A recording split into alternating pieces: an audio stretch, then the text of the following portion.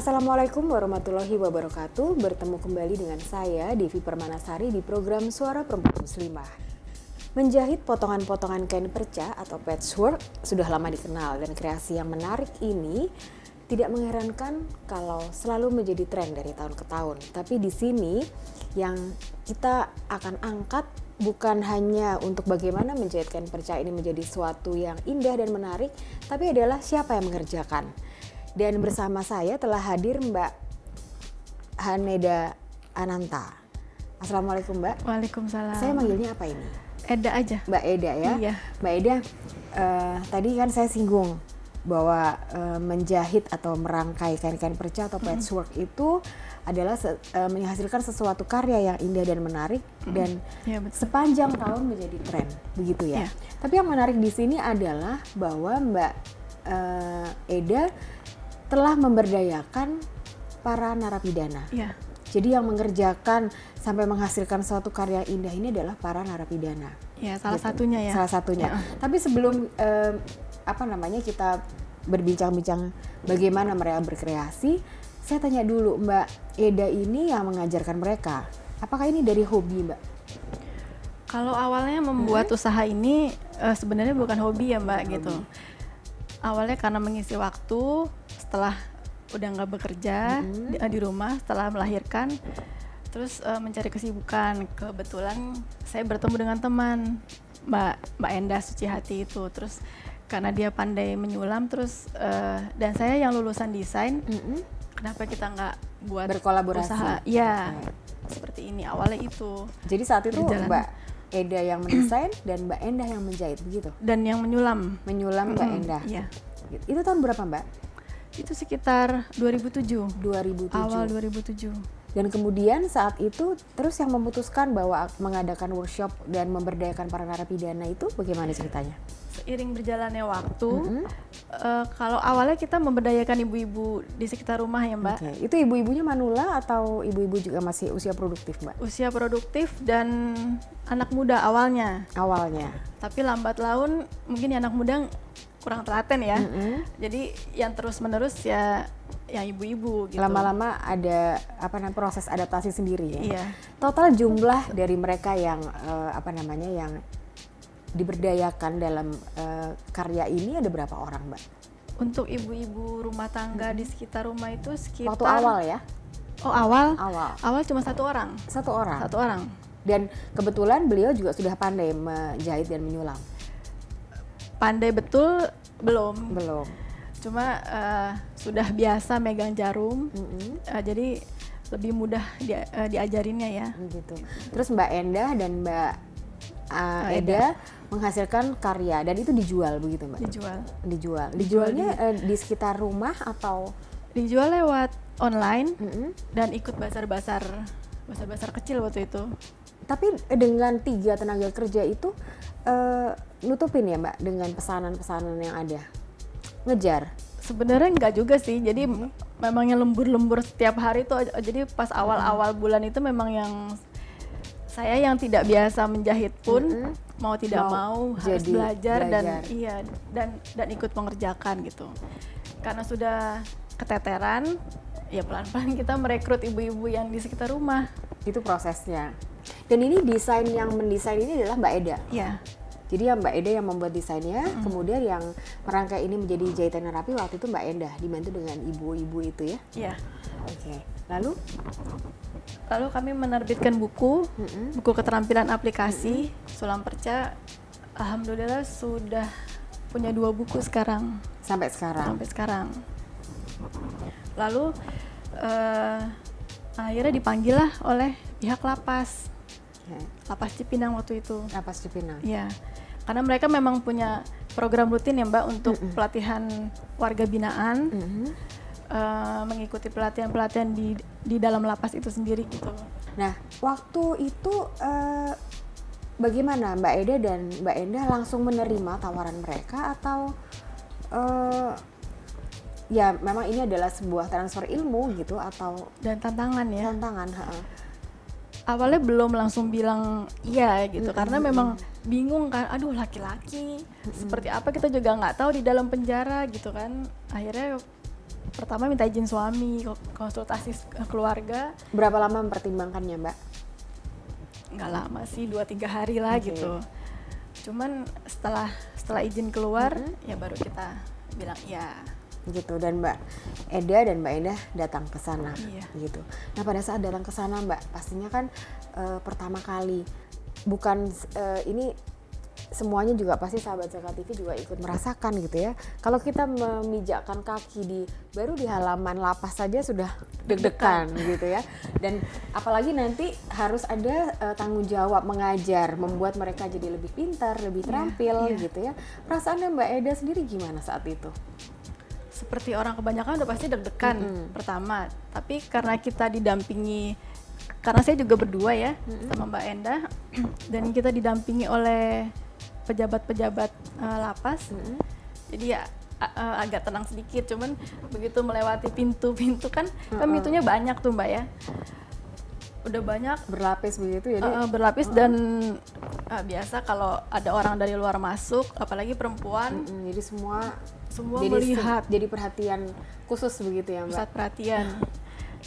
Saya cuma bisa nunduk jalannya, saya nggak berani menatap mata mereka kan, bener-bener seperti masuk ke sarang apa ya? Kita berhenti dulu ya Mbak, dan kita akan lanjutkan perbincangan menarik ini. Iya. Bagaimana Mbak Eda bersama rekannya mengajarkan para napi untuk menjahit yang semuanya adalah laki-laki saat lagi bersama kami di Suara Perempuan Muslimah.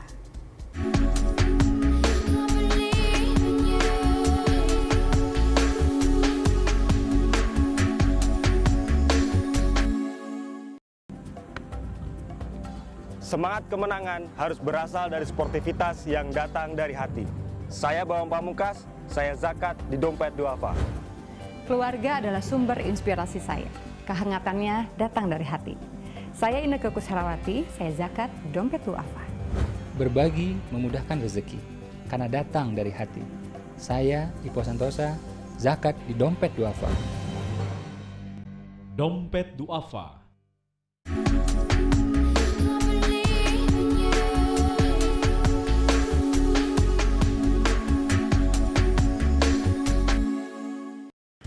Mbak Eda, kita lanjutkan perbincangan yang tadi ya. Yang menarik adalah bagaimana Mbak Eda dengan perasaan yang campur aduk, deg-degan begitu, masuk ke lapas dan akan mengajar dalam waktu yang lama. Saat itu ada masa kontrak atau perjanjian berapa kali pertemuan begitu Mbak? Untuk awalnya kita pelatihan selama 1 minggu programnya. 1 minggu itu setiap hari berarti? Setiap hari. Setiap hari ada Setiap pertemuan. hari dari jam 9 sampai jam 3.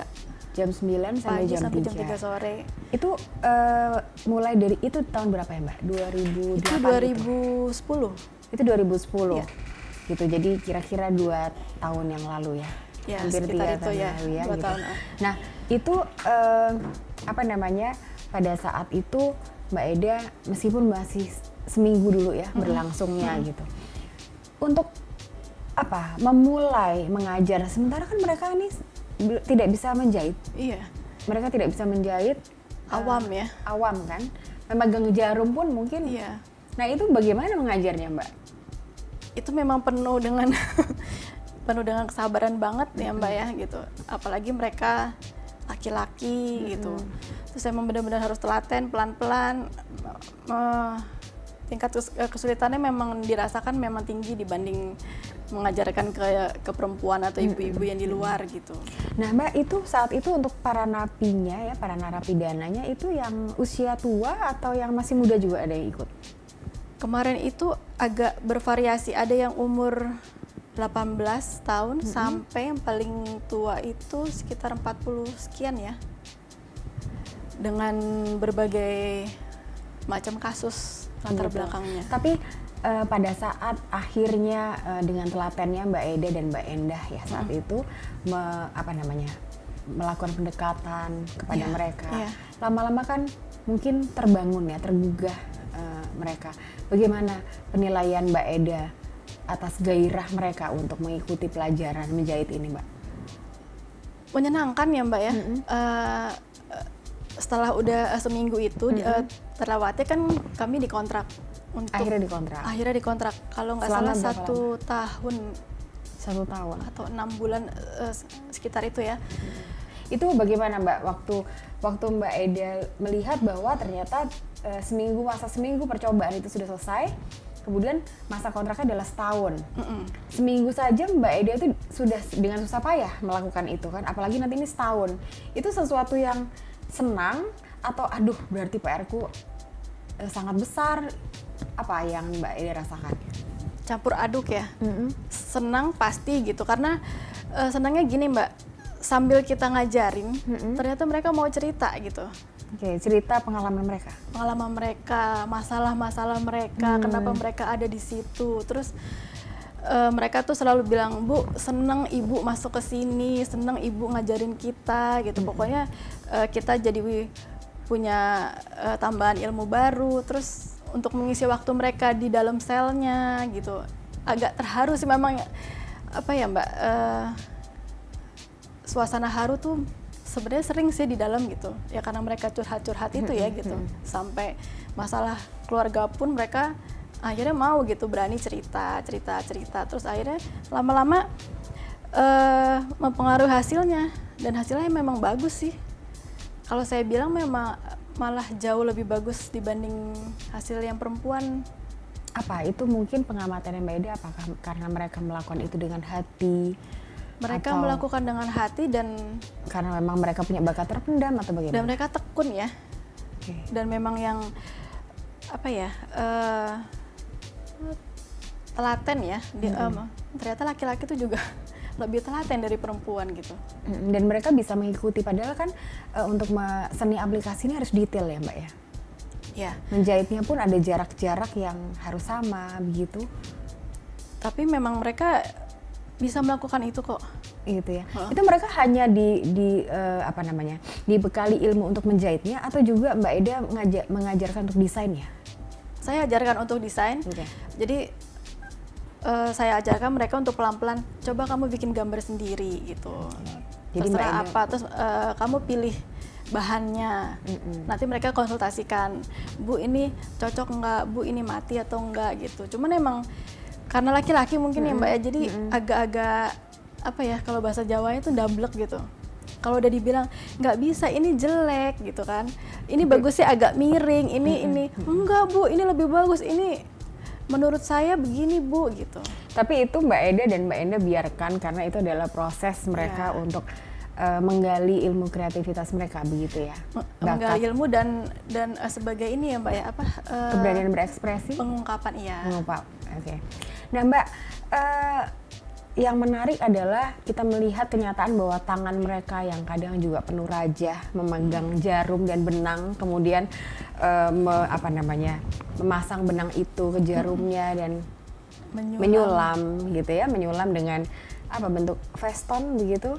Veston atau sampai ke bulion, mereka bulion bisa itu yang sulaman bunga. Ya. Gitu. Nah itu kan juga butuh ketelatenan untuk mengajar gitu ya, tidak hanya teori bahwa veston ini begini dengan jarak yang sekian gitu, tapi kalau misalnya tadi kita sudah lihat gairah gitu ya, dan akhirnya Mbak Eda juga mendekatkan diri kepada mereka, tidak hanya menjadi guru tapi juga teman untuk berbagi gitu. Nah itu pada saat akhirnya kontrak itu selesai, perasaannya Mbak Eda bagaimana? Harus berpisah dengan mereka. Sebelum kontrak itu selesai pun, di antara mereka satu persatu banyak yang keluar karena sudah habis kan. Masa penahanan mereka habis, mereka harus keluar. Total berapa orang ya Mbak waktu itu? Total 20 orang. 20 orang. Satu persatu keluar. Mereka keluar artinya bebas gitu dari masa tahanan mereka lalu? Dan itu memang menyedihkan sih. Ada cerita menarik apa Mbak yang bisa dibagi kepada teman-teman Zakat TV? Ada yang, kalau nanti lihat fotonya, ada yang penuh tato itu, dia sudah keluar masuk penjara berkali-kali. Itu yang paling apa ya, paling dekat lah ya sama kita, dan emang paling senang dengan kehadiran kita di dalam gitu, karena itu banyak membantu dia untuk mengekspresikan masalah-masalahnya gitu. Nah setelah dia keluar pun dia masih tetap hubungin kita, Ibu saya diajak dong kalau kerja, Ibu saya ini dong gitu. Dan hubungan komunikasinya juga masih berjalan dengan baik ya, Mbak? Masih berjalan, ada beberapa yang berjalan, ada beberapa yang entah sudah hilang kontak. Gitu. Tapi ada juga kita nggak hanya di lapas Cipinang, Mbak, tapi di lapas Salemba juga. Ada ya? Tapi laki-laki juga. Laki-laki juga. Kita akan lanjutkan perbincangan kita ya, Mbak. Jadi bagaimana seorang Haneda Ananta yang akhirnya bisa membuat seorang napi di rutan Salemba menulis bahwa saya bukan penjahat, tapi saya adalah seorang penjahit. Sesaat lagi bersama kami di Suara Perempuan Muslimah.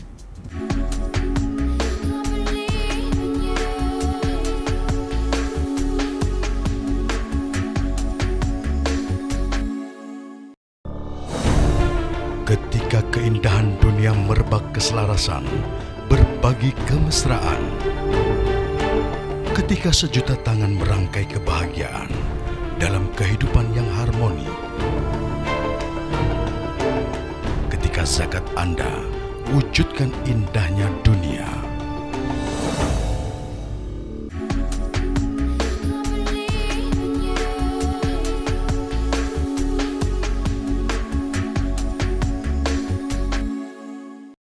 Sahabat Zakat TV, rupanya peranan Mbak Haneda Ananta ini tidak hanya memberdayakan para napi untuk bisa berkreasi, tapi juga bisa menghantarkan Mbak Eda mendapat penghargaan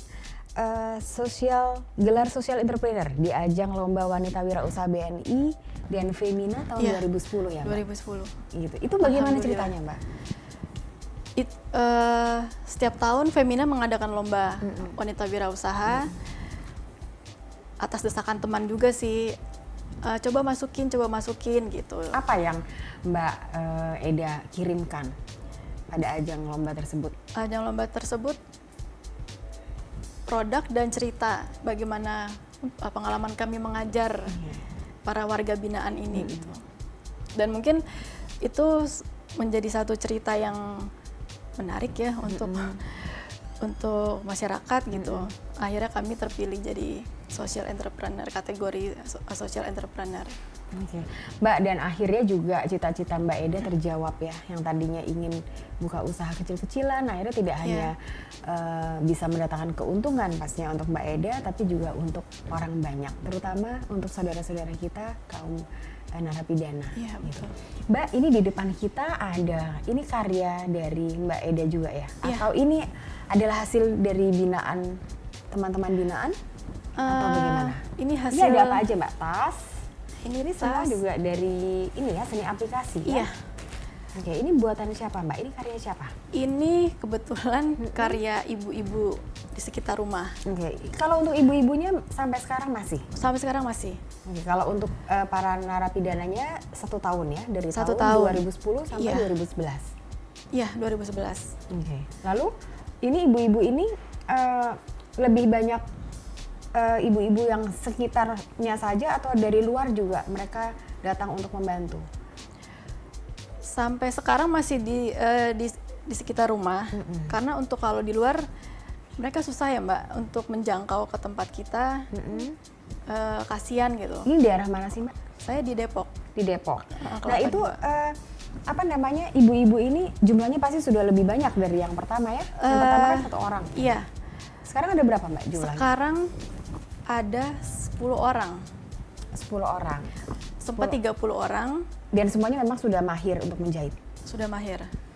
Sempat 30 orang, tapi karena semuanya ibu-ibu rumah tangga dengan segala permasalahannya, satu persatu tersaring, akhirnya tinggal 10 orang sekarang. Dan itu berjalan sudah dari tahun 2011 itu? Atau? Itu dari 2007 sampai sekarang. Oh, jadi pada saat Mbak Eda dan Mbak Endah itu memberi binaan di lapas, Ya. yang di rumah ini tetap berjalan dengan ibu-ibu? Iya, tetap berjalan. Oke, dan berkembang sampai sekarang? Alhamdulillah. Gitu. Mbak, ini ada nama tersendiri atau label gitu hasil karya ini? Ada. Apa namanya, Mbak? Kaya namanya. Kaya. Itu diambil dari apa?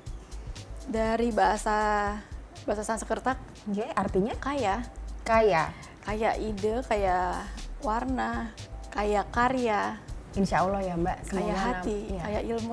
Oke. Insya Allah. Kita doakan semoga benar-benar karya-karya ini pun bisa mengkayakan siapa saja yang terlibat di sini ya Mbak. Mbak Eda kan sudah melakukan banyak hal gitu ya, mengajarkan teman-teman narapidana, juga memberdayakan ibu-ibu di lingkungan rumah. Pernah nggak terpikir bahwa Mbak Eda dengan teman-teman lain ini membuat kelompok yang juga meneruskan apa yang sudah Mbak Eda lakukan? Ya kebetulan saya punya beberapa teman yang memang mempunyai visi yang sama. Jadi di samping kita berkarya untuk membuat produk sebagai usaha pribadi, tapi juga bisa memberdayakan banyak orang, membagi ilmu ke banyak orang gitu. Terbentuklah kami namakan Ibu Bisa. Ibu Bisa. Itu dari berapa? 5 orang. 5 orang. Ya. Dan 5 orang ini punya karya masing-masing. Apa saja Mbak? Saya aplikasi Sulam Perca, ada yang kaleng lukis. Kaleng lukis itu juga membuat country doll, boneka country, dan lukisan di kayu ya Mbak ya? Di kayu? Itu 1 orang. Terus ada yang bikin kilt. Yang ketiga ini ya? Cuwek dan kilt. Ada yang bikin sulaman tangan. Ada yang bikin aksesoris dari perca juga. Dan kelompok Ibu Bisa tadi ya, Ibu Bisa ini pun juga ikut memberdayakan satu komunitas tertentu begitu? Iya, salah satu dari yang 5 orang ini yang sudah berjalan memberdayakan mantan preman.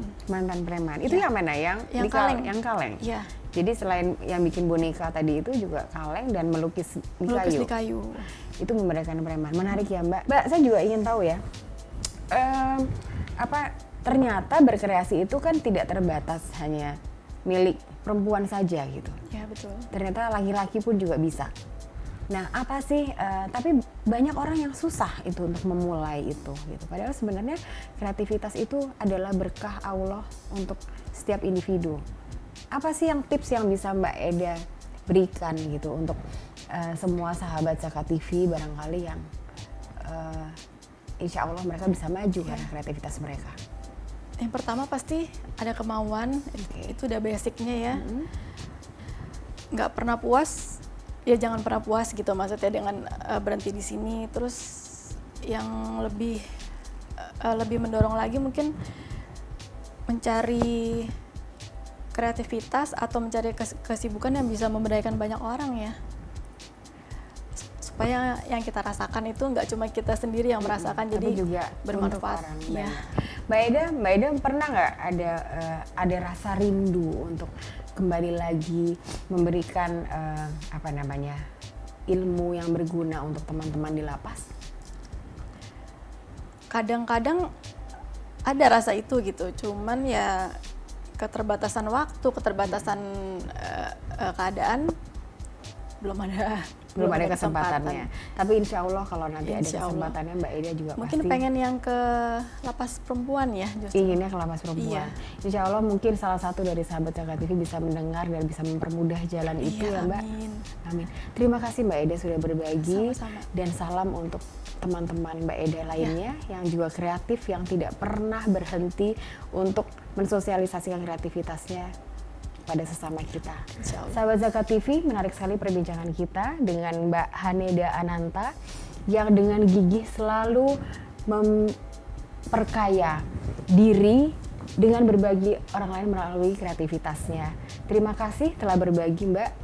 Insya Allah kita bisa ketemu lagi. Senang banget. Terima kasih sahabat Zakat TV. Sampai berjumpa dengan tamu kita yang inspiratif lainnya di Suara Perempuan Muslimah. Wassalamualaikum warahmatullahi wabarakatuh.